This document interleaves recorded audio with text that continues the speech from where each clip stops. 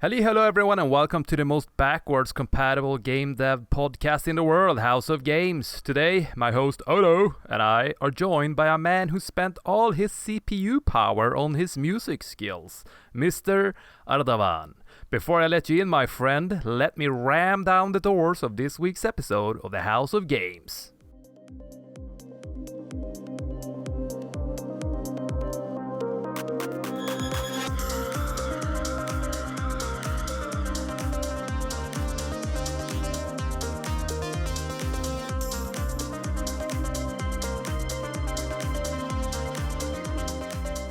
Welcome everyone to House of Games, and like usual we have a special guest with us, Ardavan, and the track that you just heard is one of his tracks that he made himself, so a musician and a game developer in training. You could introduce yourself better, I think, than I could, so go right ahead and tell us who you are and what you do.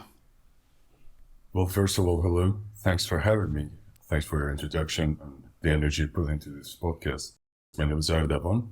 Last name Masihabadi, if anyone is interested. I've been doing music stuff, so to say, for I guess maybe 5 years now. But before that, I was into industrial design, to be honest.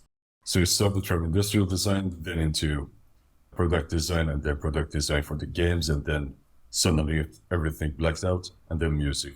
And now it's just music for the games. And as you said, like sort of game developer, because I'm studying Futuregames, Immersive Experience Creator. And,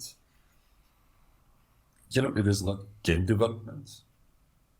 Well, it is game development, because like, for VR platforms, but not specifically on games. So it's more like as it says, experience creator. Cool. Yeah, and what are you studying at Futuregames? What is the course called, and could you just give a helicopter view of what you learn there and what you can do with that knowledge? Absolutely. So it is called Immersive Experience Creator, which is a higher vocational education. And it's 1.5 year program. And we will study like how to use game engines like Unity, Unreal, and how to use Blender stuff, like how to make content for immersive platforms such as AR, VR, like in general XR, extended reality platforms. We basically learn whatever required to make that, from audio to 3D modeling to video editing to like whatever that is needed. So just a sneak peek of everything, and then you can choose which one you want to go deep inside. So I've got a question. Did you see Facebook's augmented reality headset thingy? So the Facebook one, or did you mean the Apple one? Apple Vision Pro, I guess. The Apple one. So even though you just explain what you're doing and all that stuff, I'm too stupid to understand. So I want to sort of get a picture how it's used. So if we imagine that Apple headset thingy, is that kind of like, I imagine I'm using that Apple headset and then I say like, take me to the beach, and then all of a sudden is this nice music that kicks in, this atmospheric music. Is that the kind of music you meant? I can't even remember the word you used, but would that be that kind of music you will make in these spaces? Things that I do is mostly focused on music itself, but my main genre is electronic dance music. And because it's electronic dance music, I know how to do sound designs, because you have sound designs all over this genre, okay? You have to make all those scenes and everything, leads, bass, everything. You have to tune everything together, so I know about sound synthesis and stuff. Putting that aside, I have a background in instrumental music as well, because I play piano. And when you mix all of those together, you can get something out of it and then apply it to almost anything. So yes, I mean, if that music for that transition, so to say, is needed, I can handle it. So it is like more a matter of what scenario you're talking about. What are the possibilities? So it depends in what context you want to use that music or sound or whatever. Okay.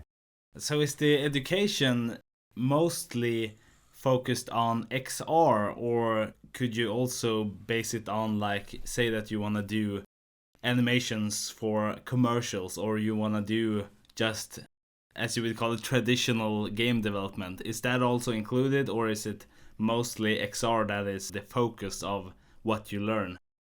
Let me answer it in this way. The traditional development for games. I mean, as far as I know, because I'm no expert in this stuff, but as far as I know, the traditional development, such as 2D games on screen, is not that different from development for VR, like XR, extended reality platforms. But there are some limits on each side, and there are some like pros and cons, basically. For example, when it comes to interaction, I don't know whether you ever played Half-Life Alyx, which is like a somehow old VR AAA title. The level of interaction in that game is just so different from whatever 2D game you can ever play. Because you can just grab whatever you want, basically. You can interact with it, you can throw it. Like, it is more like a real-life experience than a 2D game that you're only able to interact with some specific objects. That's one of the differences, for example. And then in a 2D environment, 2D platform environment, as far as I know, like the coding are a little bit different. So you're basically coding using 2D mathematics, and you can just somehow work around whatever 3D possible scenario with that 2D mathematics tricks. But in VR, you have to like do that 3D mathematics, otherwise it doesn't work. You cannot use the same tricks. That's a thing. I try to explain it as close as possible to the thing that guy from Cryptopia Studio explained to us, but I'm not a coder. So if I'm mistaken in any of these things, I'm sorry. No worries, no worries. So it is not that different, but at the same time, like if you're learning this, it's not that hard to implement it on that side, or vice versa. Yeah. I'm curious, in a previous episode we spoke with Valeria, who is also at Futuregames, and she spoke about an admission exam or admission test, maybe you call it. So basically she had to prove that she know how to produce art to be able to study art. And I was curious if that's the same in the field that you have, that you had to do some sort of sample game to prove something, or how does one get into the immersive experience field? Yes, we do have the admission test. I think they call it aptitude test. The thing is that like the whole industry around XR is just a little bit vague.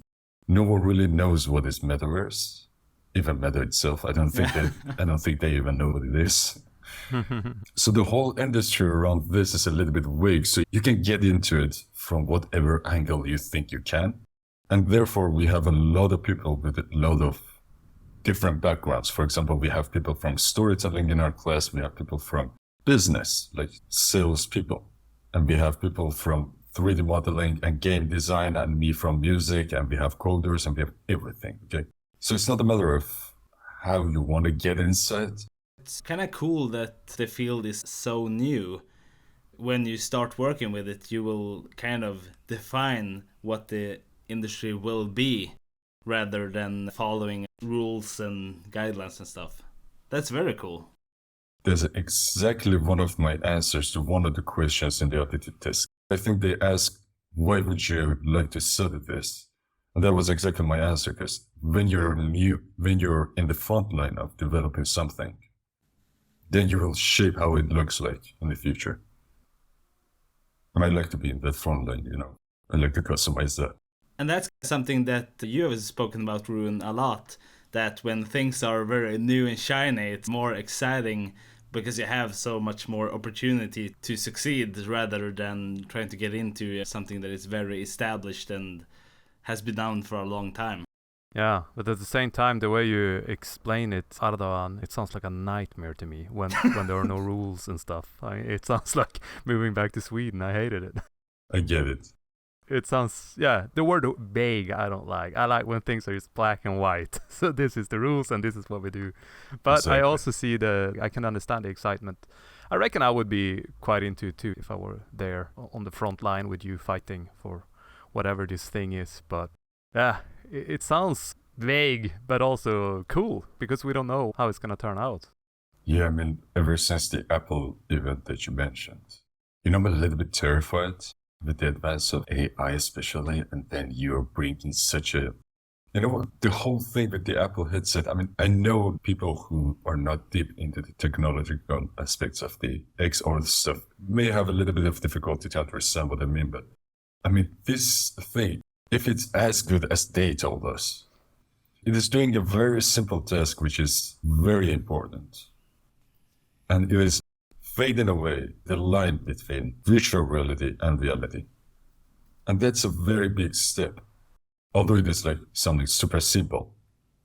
That's the thing, like, it is exciting. And at the same time, you have always had that guilty pleasure that you're developing something that may take away humanity from Earth, Hell yeah. Like when I saw that presentation, you said it's kind of like for geekier people who are into tech, but I think that what Apple proven last time is that they sort of popped a smartphone in grandparents' hands because it was so easy to use.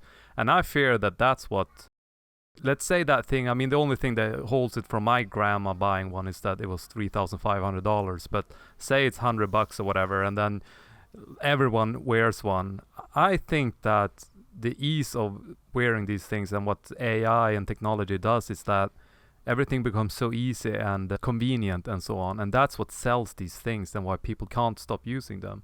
And I would say that we're already living in that sort of reality because most of us are on our phones all the time.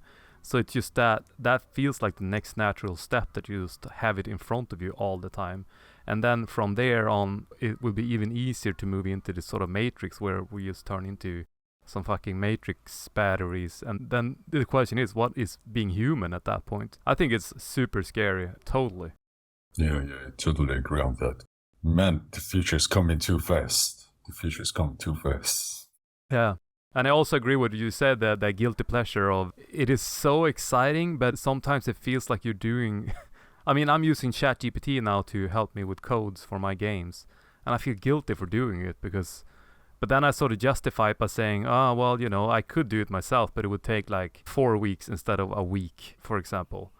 We talk about AI often on this podcast, and I am very skeptical to the future. And what you said there, what defines humanity? That's my thing. Like, man, I have a son. He's gonna grow up in this shit. Is he gonna walk around with a fucking, like, a augmented reality thing on his face? It's scary. It is. And it's really hard to understand where it's going because I was actually looking at NVIDIA's keynote on Computex. I think it was in Taipei.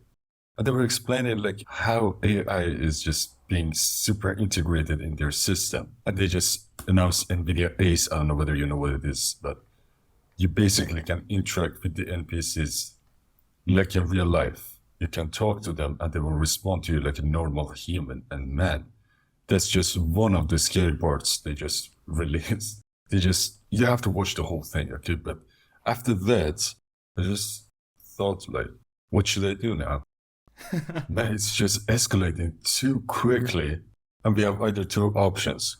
Keep up with the pace, which is like not that easy. Even the companies themselves cannot keep up with the pace because NVIDIA can't keep up with the pace of Apple. Apple cannot keep up with the pace of Intel. Intel, not Microsoft, not Google, And the second option is to run into the forest.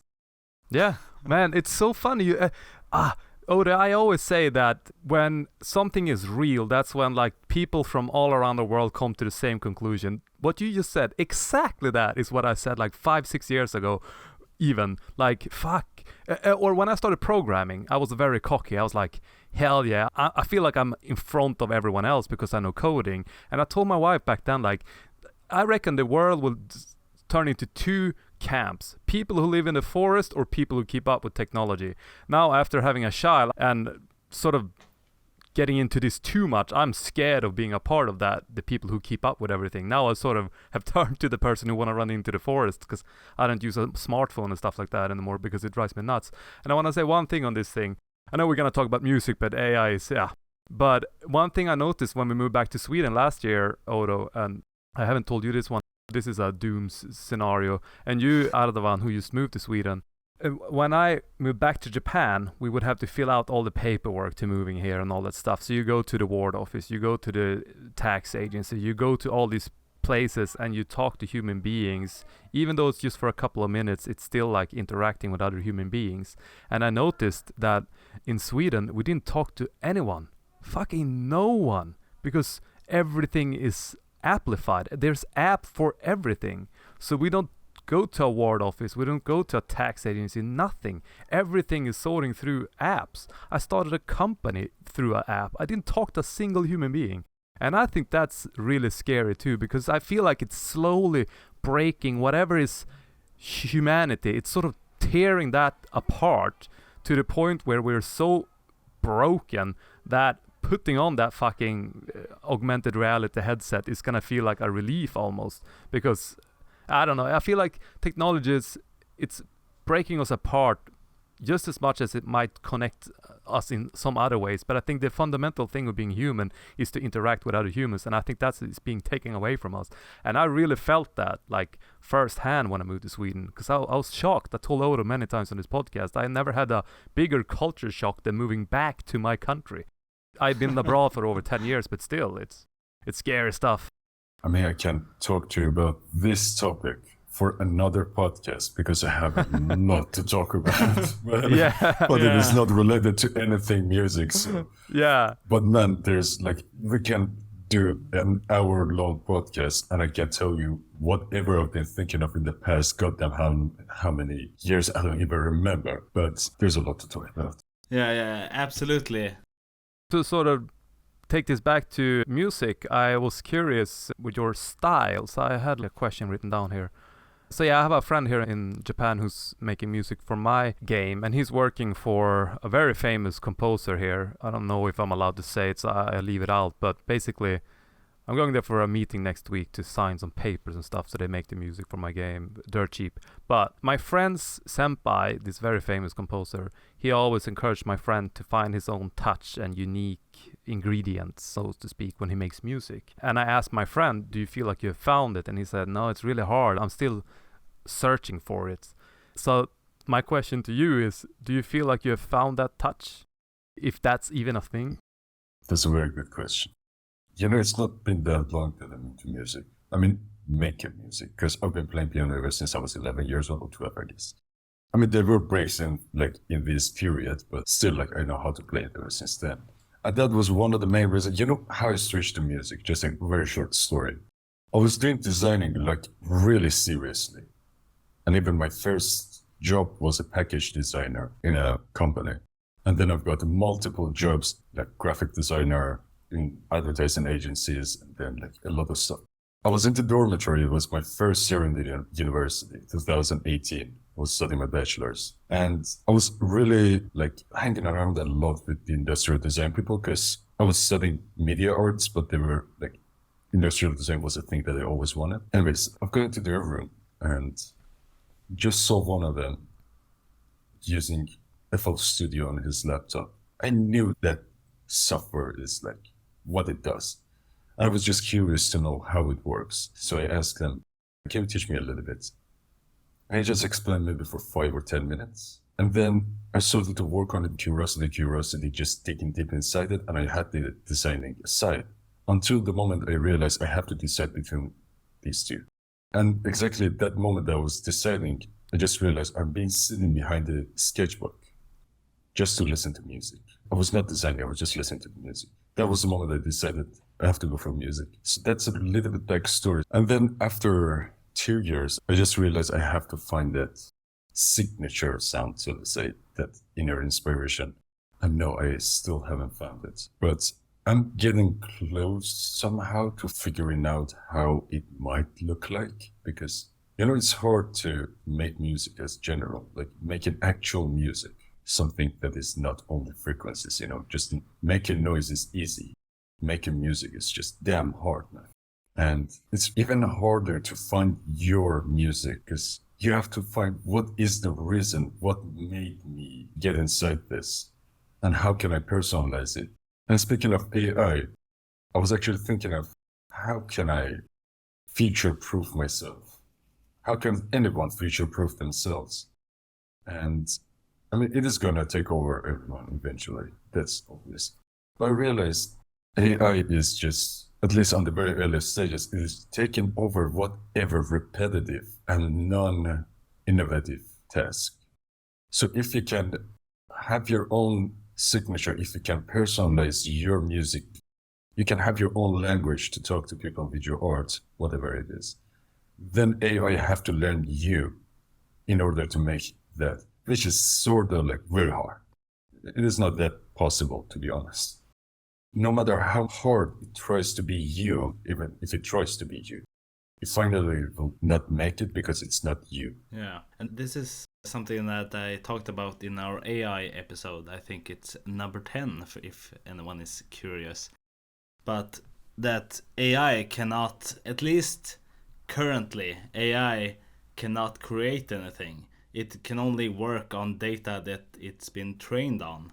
So, as you say, AI, to me, I'm sort of the optimist when it comes to futurism and AI and things.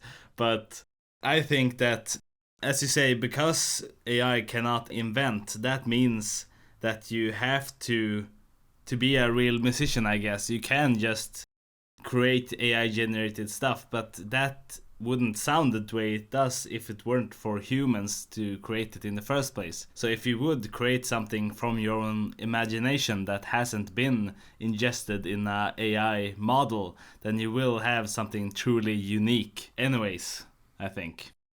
Yeah, in that same episode, Oro mentioned he won me over, but I'm back on the other side now, just for the record. 'Cause, yeah, I disagree again with this whole AI thing.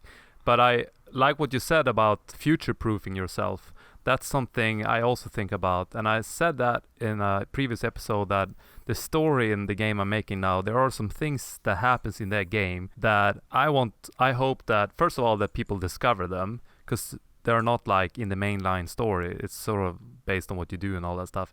But I really hope someone will say like, why the fuck is this in a game? And then my answer to that will be, because this kind of shit an AI will never come up with. And that's like my way of sort of future-proofing myself as well, because I don't want the AI to, because I do think the AI, they will just use whatever's out there and pick whatever's the best stuff and make a game out of it, and most of us will play the game and enjoy the game because that's how we are. We're quite simple in the end of the day. But I want those things in my games that really makes it human, or something that an AI could not come up with. I mean, AI is gonna just listen to all of it someday and detour us somehow. But I wanted to say, Ardavan, you sent 3 songs to our chat here, and track number 3, because you mentioned you're from Iran, about 21 seconds into the song, I'm tone deaf and I know fuck all about music, but it's sort of, I feel like there's a little bit of Middle Eastern here, and it sort of reminds me of Metal Gear Solid 5. So when I heard this, I thought, man, this is really cool. It's very epic, with some sort of East European, that part of the world niche to it. So I thought that was really cool. And my friend who works with a very famous artist, he also have a very unique style. So I felt like just by listening to the 3 tracks you sent here, that really stuck out to me, that part of the song. It felt like I was somewhere else in the world, and that was really a nice touch there. But like I said, I don't know music, and I can't even name a single instrument, so I don't know what it was, but it was something there that I felt was quite cool. I mean, I have to listen again to see what is happening on second 21, but the whole thing is that it is actually music for a trailer. We were making a project in the school, and then for that project, we were making a trailer to present. And this is the music I put on that. Yeah, it was definitely trailer feeling in the beginning, the whole thing, but from second 21, it was something that was added there that really made me feel like, oh, this is different. Yeah, I mean, some people said that gave him Assassin's Creed vibe. Ah, okay. Yeah, absolutely. I did it unintentionally, to be honest. So the thing is that when you're in an environment, your collective memory, I think they call it. So you have some collective memories, your ear and your look and like whatever, your brain is wired in a certain way. And then you think like that unintentionally, because I've been listening to a lot of folk music from there. the way they sound is familiar to me. And when I want to implement that into an environment like here, it will just blend it, subconsciously. So that may be the reason. I don't know. Yeah, I actually asked Valeria, who was also from the same school. I asked if her background, if she felt like that influenced her design at all. And now that she's in Sweden and surrounded by, but you said it's quite international, so was her. So I was curious if she felt like that others in her class from all around the world, if she felt like it changed the way she designed stuff. If I remember correctly, she didn't really feel that it changed anything. Like you, she sort of said something about probably on an unconscious level, there are certain design elements and stuff she does because of her background, like where she's from. Like you said, that your environment must affect you in some way. So do you think that have changed, or do you feel like your music is inspired by your background, like the kind of music they listen to in Iran or stuff like that? Of course, yes. But let me show you how deep it can be. Did you know that any region on the planet, like for example, Americans, Eastern people like Japan, China, Middle Eastern people like different regions on the planet, they all have different tastes for different frequencies. So for example, on the African side, people are more used to more bass sounds. Even if you look closer to their ancient instruments, they're more like a bass sound kind of instrument. Now go to the eastern side, China, Japan. They're more like on the high frequencies. Even if you listen to the local folklore music, they have more high-end frequencies. Like they're more like high-pitched. And the thing like is that your region has a major impact on your taste on frequencies. So it's that deep inside anyone. And of course, when you're experiencing a lot of different things in a different environment, which is like so many things are normal there in your environment, and when you come here, it is not normal. That difference is integrated in you so that it will appeal in some place other. Nah, that's cool. Now that you said all that, I was thinking, I wonder if it can go down even to a sort of genetic, like biological level even.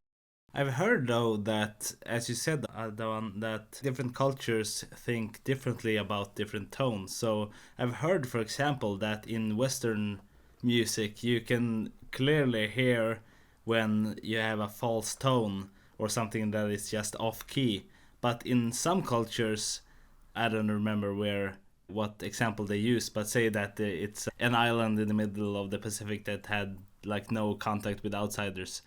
Then if you would play that same tone, they wouldn't recognize which ones are false tones or off key, because they haven't sort of been, like in air quotes, trained to recognize that. It's something that's very cultural and not objective, is what I've heard. Yeah, that's true. I'm not super experienced in music theory stuff because I more tend to use my ears because my mantra is that music comes from soul, so you don't have to mathematicalize it, so to say. Yeah. A true artist. I don't want to limit myself with, I don't know, this song should be in key of A minor and nothing else. No, man. I feel like this note sounds perfect here, so I'm gonna put it over this false. Even in jazz music, I think they say there's no wrong note. So if you can just put it on the right place, it is the right note, because all of the scales are related to each other in some way. I mean, all in all, we're talking about the same keys, and you can relate every key to every scale to another one somehow. I mean, I don't think there's such a thing as off key. Yes, sometimes it might sound totally off balance, so to say. It can break the balance of the song, But even that, if it fills a purpose.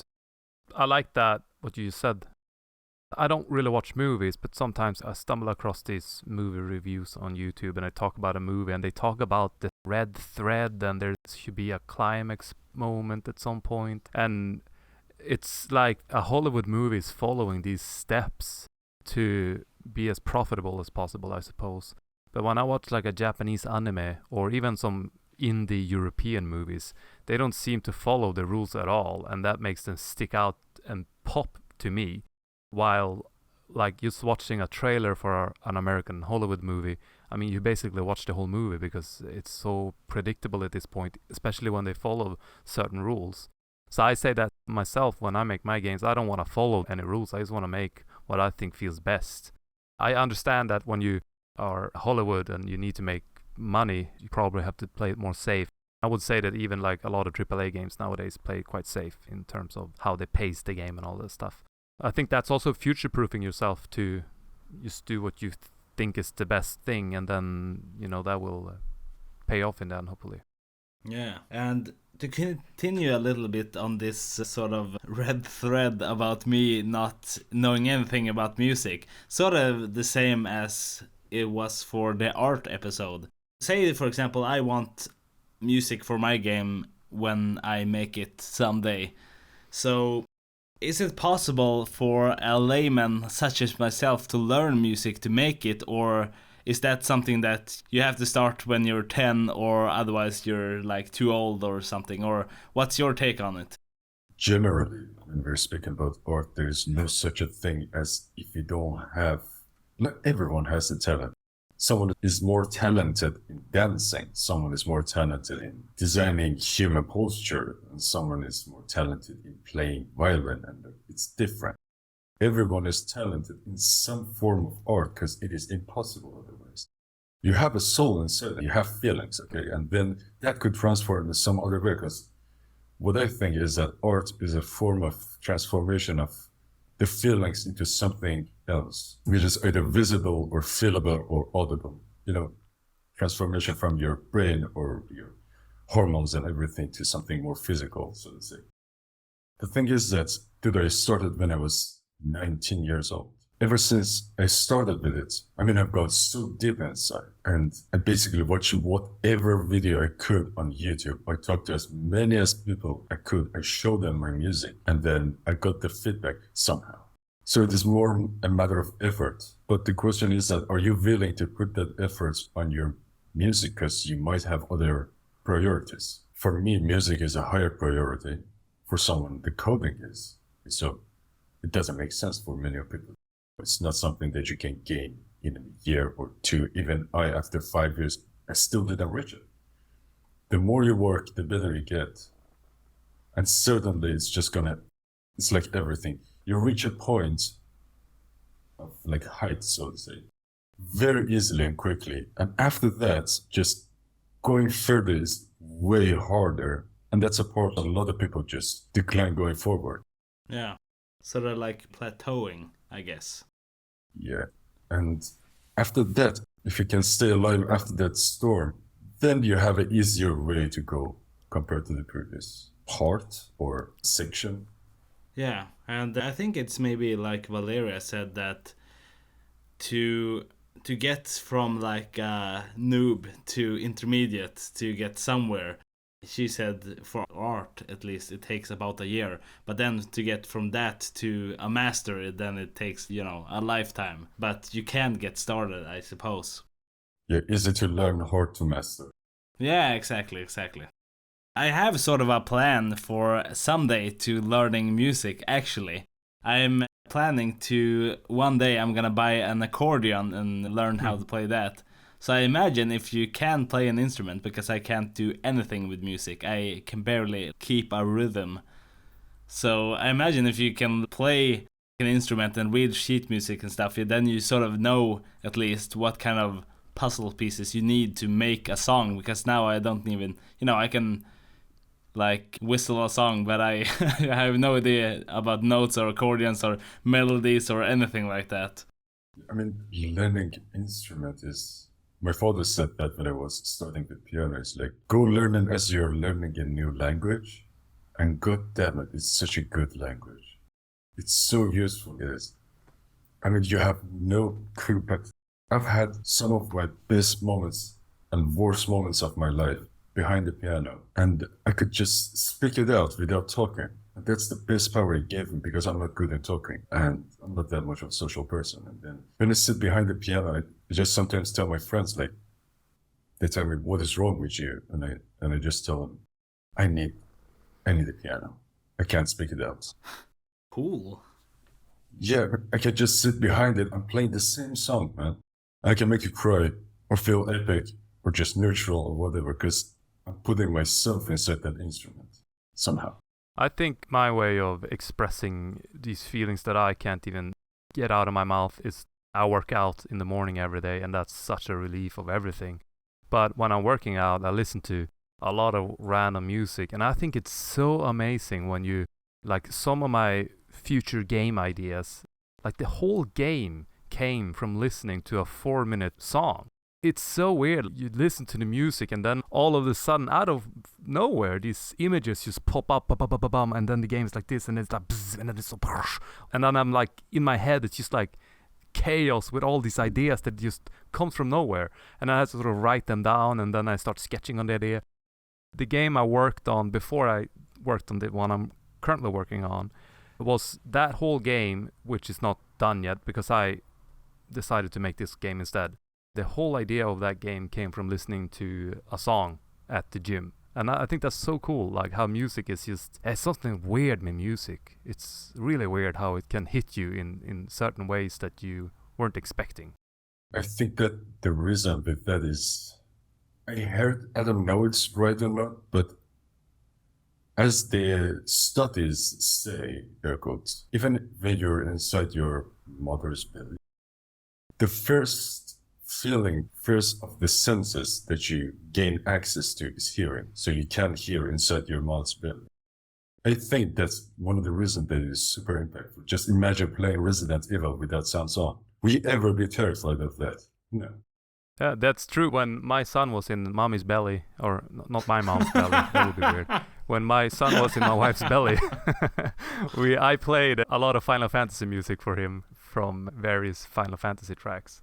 Because I have heard something that they can hear it. So I thought, man, I want him to hear some Final Fantasy scores. Cool. And now that we've spoken a bit about the past, would you like to tell us a little bit about the future? So imagine that you have all the potential in the world to do whatever you want to do. So you have a lot of experience with music, you have some experience with XR and game development. So what would you like to do in the future? Say that you would have all the opportunities that you wanted to. Would you like to become a musician or a game developer, or is there a certain game you would like to make, or movie music, or I don't know? Do you have any sort of vision? Do you want the absolute end of my wishes, or you want the capitalist version of it? Either one or both. I'm happy to hear all of them. So I'm gonna go with the simple one, which is like the thing that I really want, is that I just want a cottage in the middle of nowhere. Not nowhere, but basically somewhere out of the city. I have my own studio inside it. I can just do music. I'm not worried about anything else but my music. That's the whole thing I want. I don't want, I don't know, a penthouse or a Maserati or whatever else, because it doesn't matter how many houses you have. You're still living in one. You can only live in one. It doesn't matter how many Ferraris you have, you're just sitting in one of them at the time. Not that I hate Ferraris, I'm sure I will love it, but I like Lambo better, to be honest. This podcast was not sponsored by Lamborghini. Go ahead. But I would like to get money from it. Or even a car, so I can sell it and pay my house rent. Or would I? I don't have a driver's license, so it doesn't really matter. And the capitalist version would be like having my studio in the city. That's the only difference. It's so interesting answer. I feel exactly the same. There's like the two opposite of each other. One would be I just want to make games. And in that scenario, I'm imagining just living in the middle of nowhere because it's cheaper and, I don't really need much to be happy as long as I can make games. And my other version would be that I'm super successful and can start a big company in a city and have that nice penthouse and all that stuff. Yeah. I mean, no one hates that. But a lot of people do not like living in a cottage out of the city, but I like it. I will not trade that silence and peace with anything else. Well, I guess then Umeå is a pretty good candidate because you have some of the city stuff and you can have offices and stuff like that. Also, you have the peace and quiet and the northern Sweden nature and stuff. With the internet, you can just do anything anywhere.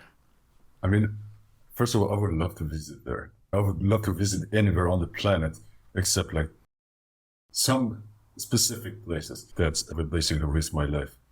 But there's one slight problem. It's a little bit cold, man. I came from desert.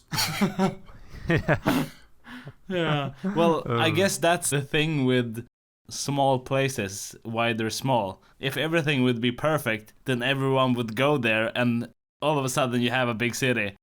Fair enough. Fair enough. Just imagine the snow is desert. Just it's sand, white sand, and all of a sudden you feel like home. Fair enough. Fair enough. I'll consider that. Yeah, but I think it's the cold. It can be sort of cozy when you're on the inside. And, you know, you have a fireplace and you have Netflix or whatever, like VHS if you want to be off the grid, I suppose. Oh, no, that's too much off the grid, man. I'm not that far away. But yeah, I mean, you're making so many good points. I'm starting to consider it even more. Yeah. Well, I say visit it in winter first before you make a decision, because some people really don't like cold, and I get that. Even me, I sort of hate it, but I also love it. Love and hate relationship. But it's a good place. I really like it, and the sort of community we have there for game development. For a long time till winter, but sure. Yeah. So with the game development, is that something that you feel like pursuing more, or is music more sort of your, what would you call it, your mission in life? Maybe, so I'll pick music for music on the first place. Music for games / film on the second place. I would much rather games because I love games more. I don't watch that much movies, but I would still like to work music for movies. And the third one would be game development, for game development. I want to ask 3 rapid questions because this is, gaming and all that stuff. I would like to know your favorite game and your favorite song and what composer / band inspires you the most. It would be interesting to know. Well, hard questions, man. I'm not super good at consuming media, especially since I have a Mac. I can't play games. But from the games that I played, I loved Limbo. It was super satisfying. Ah, cool. But if you want to go with, another shot, I would probably pick Dishonored. Dishonored was it was one of the games that... Oh, wow. Yes. I mean, I love a lot of games. I love Halo series. I love Forza series. I love a lot of other games. But Dishonored was that sport that games can be different, Yes. And the second question was, what song is my favorite song? That's a very hard question. It's even harder than the first one. Because I have a lot of... Do you have a favorite band? I'll get to that. That's even harder than the second question. Yeah. But my favorite song would be, I don't know whether the pronunciation is right or not, but Una Mattina from Ludovico Einaudi. I don't know whether the pronunciation is right or not, but Italians don't hate me if I'm pronouncing it wrong. And my favorite, I love Ludovico if it comes to anything aside from EDM. There's something to him that I can't explain, the music is explaining itself. I don't have to win it. But from EDM artists, maybe... I love Avicii, but he's not here anymore. He was the reason I got into electronic music, to be honest. Oh, is it? Yeah. That was, I believe, one of the first EDM songs I've ever heard. Wake Me Up from True Albion. I heard it on Beats One Radio. Yeah, that's a classic. But from the ones that are alive, I love Don Diablo. I don't know anyone from the audience knows him, but he's great. Yeah, we'll make sure to link all of these in the description so you can check it out. Sure. That's it. Cool. And was there anything else? Yeah, what composer or musician inspires you? Would that be Avicii? You mentioned he is what sort of got you into electronics, at least. I get inspirations from a lot of different composers and producers, whatever. So I get a little bit from everyone, but my main inspiration would be probably my own experiences. Because if you don't look at yourself as the main inspiration, then you can't make your music personal. Then you're basically being the copycat. Interesting, yeah. But I get inspirations from everyone. I get sound design ideas from Zonderling, and then I get composition ideas from, I don't know, Morgan Garrix, and then afterwards I combine it with something from Avicii, and then I go to Don Diablo, and then I link it back to Ludovico Einaudi, and then Hans Zimmer pops up somewhere, and then, stuff from everywhere. Cool. That's very cool. And I'm just curious, maybe this is a very stupid question, but electronic dance music, do you also dance to any of the music, or is it more of the sort of listening and composing? I think I only danced twice in my life. Yeah, well, same as me then. Yeah. I mean, air quotes, dance. I just moved to the music twice in my life, not dancing. Told you I'm not that social. Yeah, well, that's also music that I sort of don't get making wise. The same goes for me with dancing. So I've taken a short dancing class, and with that I sort of get it because I'm a very analytical person. So there you have like, okay, first do this step and then this step, and then we're gonna repeat it 20 times, and then we do one more step, and that I can get into because there are set rules for doing stuff. But with just hitting the dance floor, I don't get what I'm supposed to do or why. Like, there's no enjoyment for it, and I don't get how people get into that state. Maybe drinking, I guess, but I totally understand you. yeah. 101%. But I heard this guy who said, that was on podcast, like, if you were to run down a hill, and if you think about where you're gonna place your foot all the time, eventually you will just fall because your brain can't keep up with it. Because when you run down the hill, I was like mountain running, that sport when they sort of run off track or in the forest down a hill. They don't think how they run down that hill. They don't think, it just happens. I imagine it will be the same with dancing. It just happens. But it doesn't happen for me then. Me too. Yeah, the same for me. It's like, just do some random like spasm with your feet or hands or something, and you think like, oh, for how long am I have to keep this up? I just want to go and sit down somewhere, That's better than me. As soon as I step on the dance floor, I just fall face down into the floor. I can't keep up. I mean, that almost happened to me. The last time was, I guess, a week ago, which I told myself, dude, you gotta do this, man. You gotta break the ice with yourself. And then my blood pressure dropped in such a sudden way, I felt like I'm dying right now. Half an hour into the experiment. Well, I think we're approaching 1 hour, so before we start to close the episode, is there any additional questions you have, Rune? No, I'm satisfied. All right. And then before we do close the episode, Ardavan, would you like to plug your music, or where can they find your stuff, and where can they follow your progress and success through to the cabin in the woods in 20 years?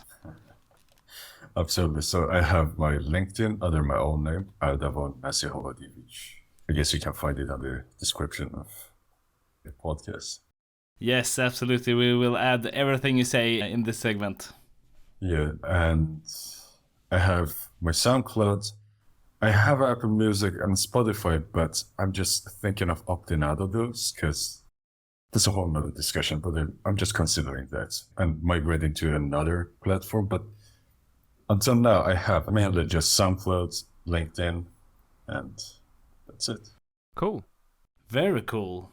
And as we talked about previously in the episode, I would love to have you back on to talk some doomerism about AI and VR and XR and stuff. So that would be really fun.